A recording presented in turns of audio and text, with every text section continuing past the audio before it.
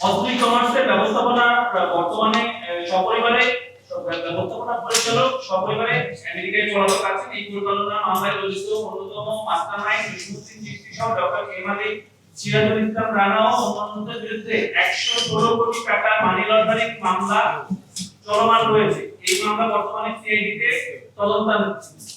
মামলার ওয়ারেন্টভুক্ত আসামি doctor M Ali বর্তমানে গ্রেফতার হয়ে কারাগারে আছেন এবং জসিমউদ্দিন চিশতী, সিরাজুল ইসলাম রানা, দেবাকর সহ বাকি গম পলাতক আছেন। জাতির মহান বিবেকগণ, গণপ্রজাতন্ত্রী বাংলাদেশ সরকারের যৌথ মূলধনী কোম্পানি ফার্মসমূহের পরিদপ্তর আইএসসিতে নিবন্ধন অনুযায়ী ইন্ডিয়ান টেলিকম বাংলাদেশ লিমিটেডের চেয়ারম্যান মুস্তাফা আলী 19/8/2021 তারিখে বাণিজ্য মন্ত্রণালয় কর্তৃক গ্রাহক ও সাপ্লায়ারদের অর্থ পরিশোধের প্রতারণার কারণ দর্শানো নোটিশে স্পষ্টভাবে কোম্পানির চেয়ারম্যান ডক্টর মুস্তাফা আলীর নাম উল্লেখ করা হয়েছে। 1 জুন 2021 তারিখে ইন্ডিয়ান টেলিকম বাংলাদেশ লিমিটেডের অ্যাকাউন্ট পরিচালনার সিগনেটরি পরিবর্তনের জন্য বোর্ড অফ ডিরেক্টর মিটিংয়ে চেয়ারম্যান ডক্টর এম আলী সভাপতিত্বে অনুষ্ঠিত হয় এবং অনুমোদনে চেয়ারম্যানের স্বাক্ষর করেন ডক্টর মুস্তাফা আলী।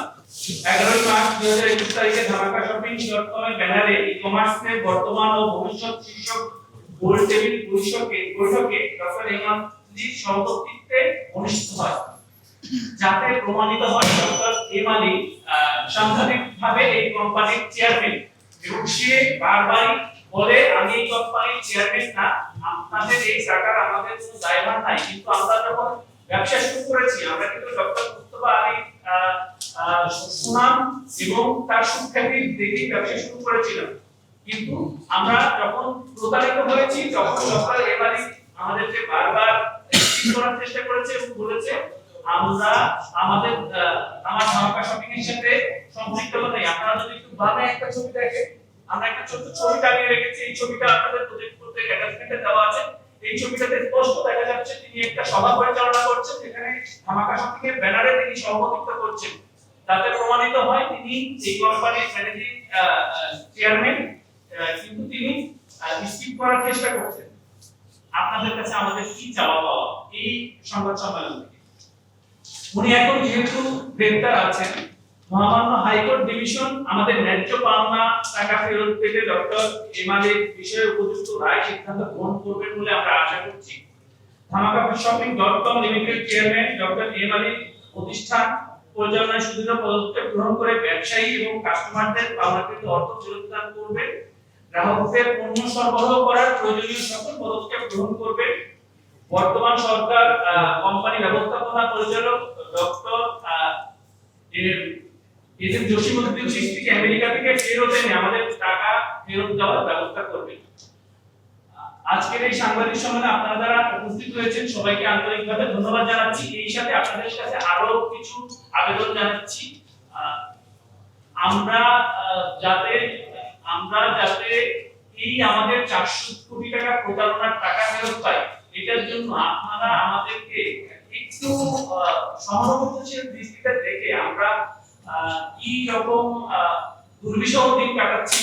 যদি আমার এক্সপেরিয়েন্স বলি, এইখানে এই হলে আমরা এর আগে একটা সংবাদ সম্মেলন করেছিলাম 2022 সাল 21 সাল, তখন আমাকে যে দেখতেছেন আমি সেই ছবি আপনাদেরকে শেয়ার করব, আমার একটা দাড়িও পাকে নাই তখন পর্যন্ত, আমার একটা দাড়িও পাকে নাই। বিশ্বাস করবেন এই টাকার জন্য আমার ব্যবসা, আমার প্রফেশন সব চেঞ্জ করতে হয়েছে। আমি তখন ছিলাম ফার্নিচারের বিজনেসম্যান, আমি বাধ্য হয়েছি সেখান থেকে ছোট্ট একটা মুদি দোকানে শিফট করতে, আমি বাধ্য হয়েছি আমার পরিবারকে অন্য বাসায় শিফট করতে, আমার পুরো প্রফেশন চেঞ্জ করতে হয়েছে।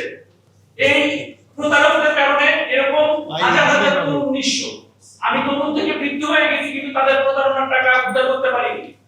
আপনাদের মাধ্যমে তাদের কাছে একটাই অনুরোধ, এরকম বাংলাদেশে এই ধরনের প্রতারণা যাতে কেউ করতে না পারে, তাদের দৃষ্টান্তমূলক শাস্তি দেওয়া উচিত এবং আমরা যাতে আমাদের পাওনাকৃত অর্থ ফেরত পাই।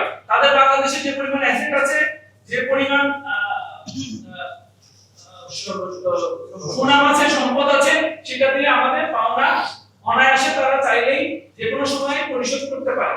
আপনাদের কাছে বিশেষ অনুরোধ, আমাদের এইটা মানবিক দৃষ্টিকোণ থেকে দেখে মহামান্য হাইকোর্ট বিচারক যারা আছেন, প্রশাসনে যারা আছেন, সবার কাছে অনুরোধ আমাদের এটা মানবিক দৃষ্টিকোণ থেকে দেখেন। আমরা অসহায় জীবনযাপন করছি এবং আমাদের মধ্যে কয়েকজন এখানে ব্রেন স্ট্রোক করে মারাও গিয়েছে শুধুমাত্র এই টাকার টেনশনে। তো মানবিক দৃষ্টিকোণ থেকে যদি আপনারা দেখেন, প্লিজ আমাদেরকে এটা উদ্ধার করতে সাহায্য করেন। আপনারা যাদের প্রশ্ন আছে প্রশ্ন করতে পারেন। আপনারা যারা কষ্ট করে এই বৃষ্টি কাদায় আমাদের এই সংবাদ সম্মেলনে এসেছেন এবং আমাদের এই কথাগুলো শুনলেন, প্লিজ আপনাদের দিকে প্রচার করবেন। আমরা নিতান্ত মানে দেয়ালে পিঠ থেকে গেছে, এই জন্য আপনাদের দ্বারস্থ হয়েছি। আমাদের আর কোনো উপায় নেই, আমরা মামলা করেছি। আপনারা জানেন 4-5 মতো মামলা চালাতে গেলেও পয়সা লাগে, বাংলাদেশে টাকা ছাড়া কিছু হয় না। তো এই পয়সা দিতেও আমরা হিমশিম খাচ্ছি, প্রত্যেকেই কোনো না কোনো ভাবে টাকাগুলো জোগাড় করে আমরা চলছি। প্লিজ আপনারা এই জিনিসগুলো একটু মানবিক দৃষ্টিকোণ থেকে দেখে আমাদেরকে এই বিপদ থেকে উদ্ধার করার চেষ্টা করেন। আসসালামু আলাইকুম।